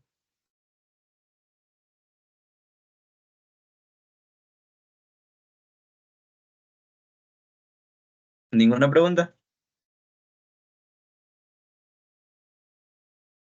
Seguros. Bueno, antes de seguir con tejido óseo, aquí vemos las lagunas. Si se dan cuenta que son como que espacios blancos, a eso se le llama laguna. Y dentro de esas lagunas encontramos a los grupos isógenos. Los grupos isógenos no son más que agrupación de condrocitos, como les estaba mencionando antes. Bien, perdón. El tejido óseo. El tejido óseo es otra especialización del tejido conjuntivo. No se confundan. Tenemos 4 tejidos básicos: tejido muscular, tejido nervioso, tejido epitelial y tejido conjuntivo. Esos son los 4 tejidos básicos. Del tejido conjuntivo vamos a tener subgrupos, como lo son el tejido óseo, el tejido cartilaginoso, el tejido sanguíneo, el tejido conjuntivo propiamente dicho. Esas son subclasificaciones. Los 4 principales son los que ya les mencioné, entonces no confunden, ¿ya? El tejido óseo va a ser un tipo de tejido conjuntivo especializado en la resistencia. En lo que es el hueso vamos a encontrar la diáfisis y 2 epífisis. Vamos a encontrar una diáfisis, que es el centro del hueso, y 2 epífisis, que son los laterales. Entre la epífisis y la diáfisis encontramos la metáfisis. ¿Cómo está conformado los huesos? Van a estar conformados por la matriz ósea, por cierta cantidad de cartílago, que es el cartílago de crecimiento. Vamos a tener la médula ósea y tejido conjuntivo denso y regular. Vamos a encontrar 2 tipos de tejido óseo. Vamos a encontrar al hueso esponjoso, que está en estrecha relación con la matriz ósea, y al hueso compacto, que tiene una matriz ósea más ordenada. ¿Cuáles van a ser los componentes que le dan flexibilidad al hueso? Porque si bien es cierto, los huesos son resistentes y nos permiten resistir o le dan soporte al cuerpo, necesitan también de cierta flexibilidad. Y esto va a ser otorgada por las fibras colágenas y los glucosaminoglucanos. Mientras que los componentes que le van a dar resistencia al hueso van a ser las sales óseas, como las sales de calcio y las sales de fosfato. Bien, entonces aquí vemos una placa de tejido óseo, donde vemos cómo se dispone este tejido. Encontramos a los conductos de Haber, que no son más que conductos, estos conductos que vemos aquí, estos conductos transversales, que les permiten, la conducción de nutrientes y que lleguen a los vasos sanguíneos por medio de estos conductos de Haber. Los conductos de Haber no solamente van a promover lo que es la nutrición del hueso por medio del transporte de las arterias y nervios, sino que también va a ayudar a la remodelación del hueso, porque por medio de eso va a viajar los osteoclastos y los osteoblastos. Los osteoblastos, ya saben, célula bebé, osteocitos, célula madura. Vamos a encontrar también células de revestimiento óseo, que no hacen más que estar ahí. Y osteoclastos. Los osteoclastos, clasto, destruir. Osteoclasto, destruye hueso, come hueso. ¿Para qué sirve eso? Para remodelación del hueso. Hay ciertos casos patológicos donde estos osteoclastos tienen una hiperfunción, entonces hay mucha resorción ósea. ¿Qué es resorción? Eh, que los osteoclastos consumen mucha matriz ósea. Entonces se pierde matriz ósea y es lo que conlleva ciertas enfermedades del tejido óseo, ¿no? Vamos a encontrar laminillas circunferenciales, que no son más que estas espirales que están alrededor del conducto central o el conducto de Haber. En esas laminillas vamos a encontrar a los osteocitos, que ya son las células maduras del hueso del tejido óseo, y los osteocitos se van a comunicar, por así decirlo, tienen como ciertos bracitos. Imagínense que mi puño es un tejido, es un osteocito, entonces tiene como que ciertos bracitos y así se comunica con otro osteocito. ¿Por qué quedan estos bracitos? Porque durante la formación del hueso, cuando son osteoblastos, estos van a ir segregando matriz. La primera matriz del hueso que se llama matriz osteoide. Esa es la matriz más primitiva del tejido óseo. Entonces, estas células van a emitir ciertas prolongaciones y cuando ya se termine de formar el hueso, cuando ya se termine de formar la matriz ósea, solo van a quedar rodeados los osteocitos y van a quedar rodeadas estas prolongaciones. Entonces, es así que se forman estructuras conocidas como canalículas. Aquí está lo que les hablaba de la formación del tejido óseo. Hay un centro de osificación primario. Lo que vemos en azul es el cartílago hialino. Va a ir creciendo, va a ir creciendo y se va a ir perdiendo este cartílago hialino que permite el crecimiento del hueso. Hacia el centro encontramos el cartílago calcificado, ya que del cartílago hialino van a proveer ciertas células que se van a calcificar y van a favorecer a la matriz ósea. Igual es eso algo que verán más adelante en primer ciclo, que se conoce como osificación. Osificación, se me fue el nombre. A ver, hay osificación intramembranosa, que es por medio de hueso. Endocronal, ¿Mande? creo que era así, endocronal, no me acuerdo. Endocondral, eso, se me Eso. había ido el nombre. La osificación endocondral es este proceso de aquí, que se da por medio del cartílago. ¿Alguna pregunta con tejido óseo? De verdad, si estoy yendo muy rápido, dígame, porque a veces hablo muy rápido y no se me entiende. Entonces, no sé. Pero si no me dicen nada, supongo que sí me entendieron. ¿No hay ninguna pregunta tampoco? ¿Algo que quieran saber? Bien, supongo que no. Ahora pasamos con el tejido sanguíneo. El tejido sanguíneo también es un subtejido, bueno, una especialización del tejido conjuntivo. Al llegar a esa parte, el, los libros o ciertas literaturas hacen una pausa bastante interesante, porque te dicen, si es un líquido, ¿por qué es considerado tejido conjuntivo? Y tú lo piensas o te das cuenta de las partes del tejido sanguíneo y te das cuenta que cumple con las características para ser un tejido conjuntivo. Entonces, merece ser parte del tejido conjuntivo. ¿Por qué? Porque, ¿qué son los eritrocitos, los glóbulos blancos, glóbulos rojos, plaquetas? Son células. Eso cumple con la celularidad de los tejidos conjuntivos. Ya tenemos la parte celular. Y la sustancia fundamental del tejido sanguíneo sería el plasma, vendría siendo el líquido. Entonces, como les estaba explicando, el tejido sanguíneo va a ser el tejido conjuntivo líquido que va a viajar por los vasos sanguíneos y se va a dividir. Va a tener una parte celular formada por los glóbulos rojos y los glóbulos blancos y una sustancia fundamental, la cual corresponde al plasma. ¿Cuál va a ser su función principal? El transporte de células. Es verdad que el tejido sanguíneo va a estar mayormente compuesto por sustancia fundamental que células. En estado líquido va a carecer de fibras, porque sabemos que la sustancia fundamental tiene fibras, perdón, que la matriz extracelular tiene sustancia fundamental y fibras. Bien, pero en estado líquido va a carecer de fibras. ¿Cuándo encontramos a las fibras? Al momento de que se coagula la sangre. Cuando se coagula la sangre, se forman fibras de proteínas que permiten formar el tapón plaquetario y así dar la hemostasia, que no son más que mecanismos para detener el sangrado. No confundir con homeostasia, es el mantenimiento de las condiciones casi constantes del cuerpo. Hemostasia tiene que ver con sangre, homeostasia, condición normal de todo el cuerpo. ¿Ya?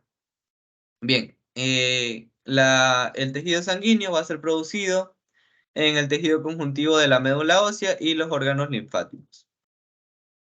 Entonces, los elementos formes, o lo que corresponde a la parte celular del tejido sanguíneo, encontramos a los eritrocitos o glóbulos rojos. Por aquí tenía un glóbulo rojo. Aquí está. Miren, un glóbulo rojo. El glóbulo rojo va a ser un disco bicóncavo con su centro más fino que los bordes. Los bordes van a ser más gruesos y van a ser las células más abundantes. Van a ser discos de color rosa con centros delgados, pálidos y sin núcleo. ¿Por qué? Porque durante su formación y maduración, el glóbulo rojo pierde sus organelos y pierde su núcleo. ¿Para qué? ¿Alguien sabe para qué? ¿O se imagina para qué?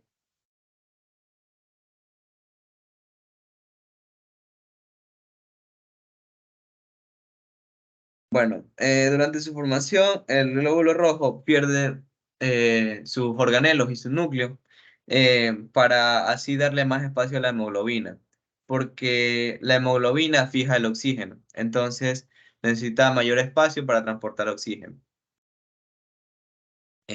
Bueno, y como les estaba diciendo, transporta oxígeno y CO2. Los leucocitos o glóbulos blancos los puedes encontrar con cualquiera de los dos nombres. Van a tener funciones de defensa contra las infecciones y enfermedades. Van a viajar de un órgano a otro por medio de la circulación sanguínea y la linfa, pero van a pasar su mayor parte de la vida en el tejido conjuntivo. Eso es lo que les hablaba de las células transitorias. Son de mayor tamaño y tienen un núcleo prominente. Ahora, los trombocitos o plaquetas, hay un debate, algunos doctores los consideran células, otros no los consideran células, porque en realidad son restos de megacariocito, pero bueno, son pequeños fragmentos de células dispersos entre las células sanguíneas. Participan en la coagulación y mecanismos de hemostasia y van a secretar factores de crecimiento que actúan en el vaso sanguíneo. Ahora, vamos a ver a los glóbulos blancos, porque en el PRE suelen tomar evaluaciones de control con lo que es los glóbulos blancos. ¿Cómo diferenciamos los neutrófilos? Los neutrófilos los vamos a diferenciar, ¿por qué? Porque van a tener un núcleo lobulado. Específicamente van a presentar 4 lóbulos. Lo podemos ver mejor en esta de acá, 1, 2, 3, 4. Son 4 bolitas de núcleo, por así decirlo, unidas por finos puentes de cromatina. Entonces esa es la característica para diferenciarlo. Va a tener de 3 a 4 lóbulos. El linfocito se va a diferenciar, ¿por qué? Porque tiene un núcleo prominente y finos rebordes de citoplasma. El monocito va a ser el más grande de todos, no siempre, porque puede estar activado o inactivado. Entonces pueden guiarse porque es el más grande de todos y porque ven esta parte de aquí que se forma como una pequeña invaginación. Bueno, esa es una característica de los monocitos. Forman esta pequeña invaginación y tienen mayor citoplasma. Déjenme ver si encuentro otro por aquí. Bueno, eso sería lo mismo, ¿no?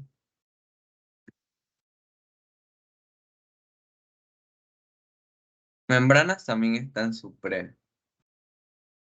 ¿Quieren que les den membranas o pasamos directamente a tejidos excitables? Porque ya se ha hecho algo largo la clase. No sé si estén cansados. ¿Quieren un break de 5 minutos? Cierto, no les he preguntado, los estoy aquí rematando. No sé si quieren un break de 5 minutos, porque les estoy fundiendo el cerebro con tanta información. No, ¿Qué cosa? mentira, dale, dale. ¿Sigo nomás? No, dale un break. Un break. Ya saben. Vamos a dar un break de 10 minutos, ¿les parece? ¿O 5? ¿Cuánto quieren? Vamos a dar un break de 10 minutos. Volvemos a las 11:10.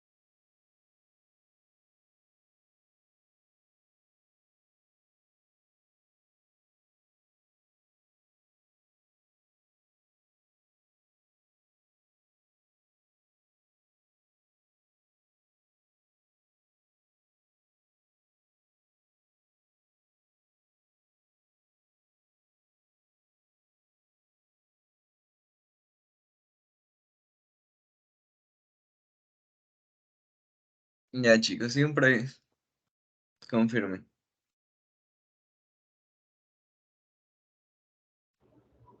Uy,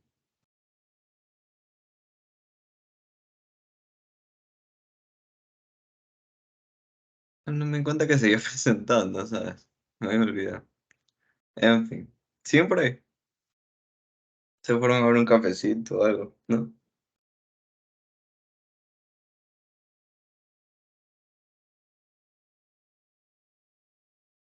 Confirmen si siguen por ahí que me siento solo. Sí. Ah, ya. Gracias. Solo necesitaba eso.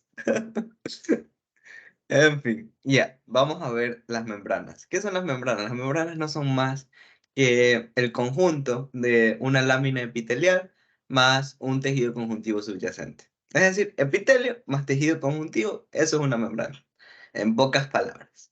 Vamos a tener diferentes tipos de membranas según los componentes que tengamos. Vamos a tener membranas mucosas, membranas serosas, membranas cutáneas y membranas sinoviales. Quiero que presten mucha atención a esto de aquí. La membrana mucosa se, se conforma de lo que es una secreción mucosa, el epitelio y la lámina propia. Normalmente la membrana mucosa se compone de lo que es tejido conjuntivo cilíndrico y se encuentra en lo que es las vías digestivas. La membrana serosa, vamos a encontrar trasuado, que es lo que corresponde, ya les voy a explicar. Encontramos trasudado, perdón, un mesotelio, que es no es más que un epitelio plano simple, y tejido areolar. Bien, entonces les voy a explicar lo de trasudado y mesotelio. ¿Qué pasa con las membranas serosas? Las membranas serosas son aquellas que se encuentran recubriendo cavidades. Por ejemplo, la cavidad abdominal, la cavidad torácica. eh, bueno, perdón, se encuentran recubriendo cavidades y órganos. Tenemos el peritoneo, que sería la membrana serosa abdominal. Tenemos la pleura, que es la serosa de los pulmones. Tenemos el pericardio, que es la serosa del corazón. Entonces, ¿qué pasa? Todo epitelio que se encuentre formando esta serosa se lo va a conocer como mesotelio y no va a ser más que un epitelio plano simple. Ahora, ¿el trasudado qué es? El trasudado es el líquido que se encuentra en la serosa. ¿Por qué? Porque al momento en el que los órganos se muevan, va a chocar contra otra pared. Entonces, esta serosa va a estar chocando con una pared. Por ejemplo, la pared torácica en el caso de la pleura en los pulmones. Va a estar chocando con la pared torácica. Choca y choca con la pared torácica. Entonces, si no existiera este líquido, sabemos que en el momento que dos objetos chocan, hay fricción. Entonces, tendríamos daños en el órgano. Entonces, gracias a este líquido es que se disminuye la fricción, que se suele llamar como trasudado o líquido pleural. Tiene distintos nombres, ¿no? Bueno, líquido pleural en el caso de la pleura, líquido pericárdico, todo eso, ¿no? Ya, ahora la membrana cutánea no es más que la membrana que encontramos en la piel, es la piel. Epitelio, un epitelio plano, simple, estratificado, queratinizado o cornificado. ¿Qué quiere decir cornificado o queratinizado? La presencia de queratina. En la piel es uno de los únicos tejidos que tiene queratina. Encontramos tejido areolar y tejido conjuntivo denso irregular. Así está formada la membrana cutánea. Ahora, la membrana sinovial pertenece a lo que es a las articulaciones sinoviales y va a estar formado por una cápsula, va a estar formado por tejido conjuntivo areolar y una capa de epitelio que puede ser de plano a cilíndrico, que no va, que no va a ser continuo, presenta ciertas ciertos espacios donde no va a haber epitelio. Por ejemplo, aquí vemos epitelio, aquí ya no vemos epitelio, aquí vemos epitelio, aquí ya no vemos epitelio, aquí vemos epitelio, ahí no vemos epitelio. Va a haber ciertos espacios. Eso es lo que corresponde a la membrana sinovial. Entonces, lo que les estaba diciendo, membrana mucosa, se conforma de tejido areolar, lo encontramos en el en el tubo digestivo, con un epitelio cilíndrico simple, en la mucosa de la boca, con un epitelio pavimentoso estratificado, en la mucosa de las vías urinarias, con un epitelio de transición. La membrana serosa vamos a tener el mesotelio. ¿Qué era el mesotelio? Un epitelio plano simple, sobre tejido conjuntivo areolar. Posee trasudado, lo encontramos en la pleura, peritoneo, pericardio. Su función, lubricar, es decir, evitar la fricción o disminuir la fricción. La membrana cutánea es un epitelio pavimentoso o plano o escamoso, es lo mismo, estratificado queratinizado, más tejido, una capa de tejido conjuntivo areolar y otra capa de tejido conjuntivo denso. Esta membrana cutánea, las características que tiene es que suele ser gruesa, relativamente impermeable y suele estar seca.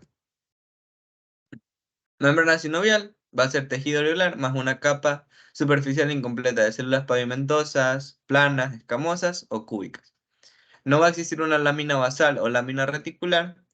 Va a poseer esta capa celular incompleta con hiatos entre células y sus células epiteliales derivan de macrófagos y fibroblastos del tejido conjuntivo adyacente. Aquí es la articulación sinovial donde encontramos la membrana sinovial a un lado. Y eso sería todo. Me parece que Nat, ¿tú vas a dar tejidos excitables?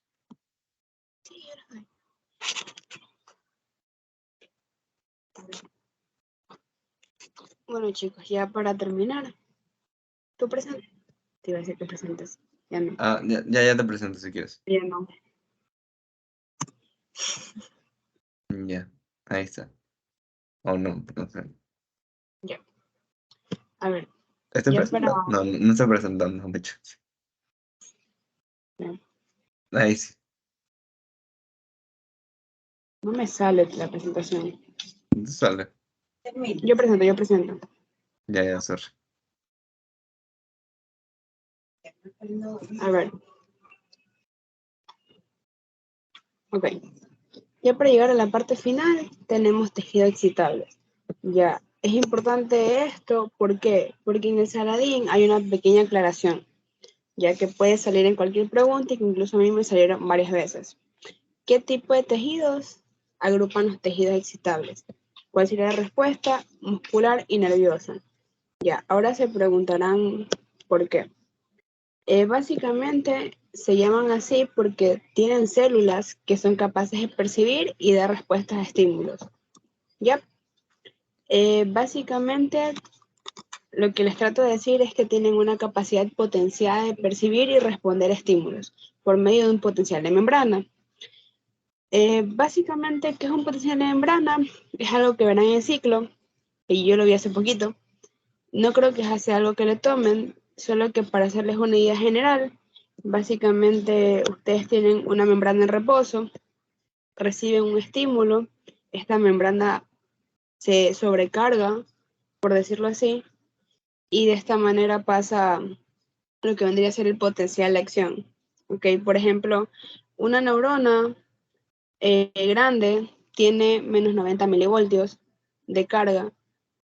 Cuando recibe un estímulo, sucede lo que es algo llamado despolarización, luego sobreexcitación y hiperpolarización. Ya, pero eso es algo que verán en ciclo, así que no hay problema con eso, solo para que lo tengan presente. Ahora, yendo al tejido muscular, es un tejido especializado en la contracción al recibir un estímulo. Ya, ¿por qué sucede esto? Como consecuencia cuando se ejerce fuerza sobre otros tejidos, órganos o líquidos. ¿Ok? ¿Cuáles van a ser las características del tejido muscular? En primer lugar, la gran cantidad de procesos dependen de los músculos, sean movimientos, digestión, respiración, también bombeo de sangre, que son una fuente importante de calor corporal. Por ejemplo, cuando tenemos frío, recibimos esa sensación de frío. ¿Ya? ¿Y qué es lo que sucede? Nuestros músculos reaccionan ante eso y se contraen para de esta manera generar calor corporal. ¿Ya? Ahora, adicional a eso, hay 3 tejidos que son característicos del muscular. Estos son estriado, cardíaco y liso. ¿Ya? ¿Cuál es la diferencia entre cada uno de estos? En primer lugar tenemos el estriado, o también conocido esquelético. Está formado por células largas con formas de filamentos, conocidos como fibras musculares. Se encuentran unidos generalmente a los huesos, ¿ok? Pero tenemos ciertas excepciones, como los músculos de la lengua, la parte superior del esófago, los músculos faciales y algunos esfínteres del cuerpo. Ya. Sus células también es importante mencionar que son multinucleadas. Además de eso, es voluntario. ¿Por qué es voluntario? Porque ustedes tienen la propia conciencia de hacer movimientos, en este caso de articulaciones, de brazos, de piernas, ya. Tienen la plena conciencia que lo están haciendo y saben que de esa manera el músculo se va a contraer, ¿ok? Además de eso, algo importante, ¿cuál es la unidad funcional de la contracción del músculo? El sarcómero, ¿ok? Ya, y es esa estructura que es la que tenemos, que más adelante se las voy a explicar cuando ya estemos en ciclo. Que ahorita realmente no es importante y no lo toman. La pregunta más usual aquí es cuáles son los músculos voluntarios y cuáles son los involuntarios. El único voluntario que vamos a tener es el estriado, ¿ok? O esquelético. Ya, aquí podemos ver lo que les acabo de decir. Tenemos lo que son células largas con formas de filamentos. Ya, también tenemos células multinucleadas, como pueden ver aquí. Y eso. Ahora, el músculo cardíaco, ¿por qué es importante? Porque solo se va a encontrar en el corazón. Ya, presenta estrías y es involuntario. ¿Por qué? Porque ustedes no saben en qué momento su corazón puede dejar de latir, ¿ok? Ustedes no dicen que deja de latir mi corazón y deja de latir, ya. Es una contracción y una dilatación constante, o sea, siempre pasa, ya. ¿Qué pasa aquí? Sus células son mucho más cortas, son un poco ramificadas, ya, eso es lo que también le da la característica al corazón. Son células mononucleadas, como en el estriado tenemos multinucleadas, o sea, diferentes núcleos, varios. Mononucleadas significa que solo tienen uno. Este núcleo es importante porque es central y está rodeado por glucógeno, ¿ya? Y están unidas por discos intercalados, ¿ya? Esta también es una pregunta que se suele tomar. ¿Cómo están unidas las células en el músculo cardíaco? Por discos intercalados o intercalares. ¿Ya? Ya. A ver, aquí por ejemplo, podemos ver lo que les estaba diciendo. Tenemos también lo que son las fibras, tenemos las células, ya, pero en este caso son multinucleadas y si se puede ver un poco aquí, están más al centro, ¿ok? Ya, eso es una manera superficial viéndolo en placa. Ya, si no entienden algo, chicos, con toda confianza me pueden decir, no tengo problema. Ya, ¿todo está claro hasta ahí? ¿Sí?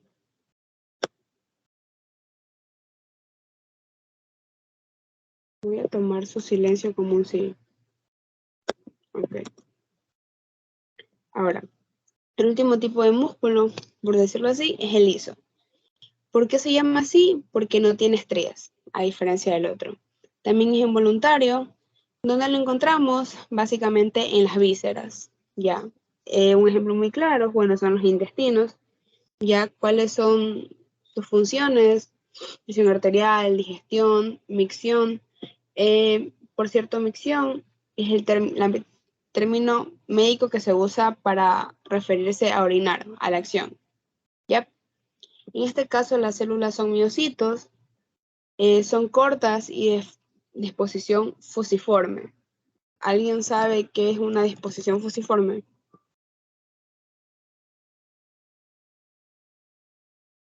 En biología, ven eso, los diferentes tipos de células. Fusiforme se refiere a como, en la antigüedad tenían una cosa que era como una aguja, donde se enredaba el hilo. Eso es una, como que forma fusiforme.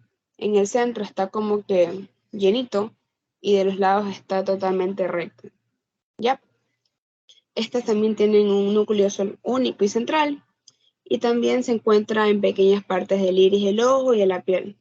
Como ya les mencioné, es un músculo visceral, está en las paredes del tubo digestivo, sistema respiratorio y urinario. Yep. Y el músculo liso suele formar capas que rodean al órgano. Yep. Y lo podemos ver aquí.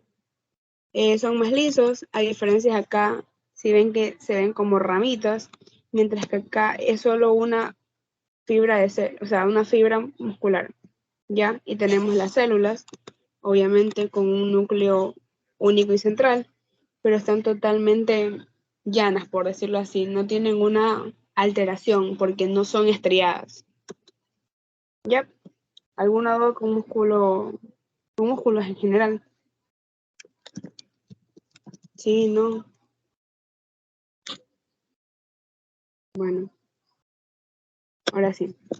Ya para terminar, con tejido nervioso, es un tejido especializado en la conducción de pulsos eléctricos y también pertenece al grupo de tejidos excitables junto con el muscular. ¿Ya? ¿Qué células vamos a tener aquí? Vamos a encontrar las neuronas, que van a ser las células principales del sistema nervioso y se van a encargar de llevar los impulsos eléctricos, mientras que las neuroglias van a ser células que se van a encontrar siendo encargadas del soporte, ¿ok? Es decir, que van a alimentar, van a regular las neuronas, o sea, les van a proveer un ambiente en el que puedan estar. Son como las mamás, los papás de las neuronas, los cuidan, los nutren, los alimentan y les dan un ambiente donde estar y desarrollarse. Ya.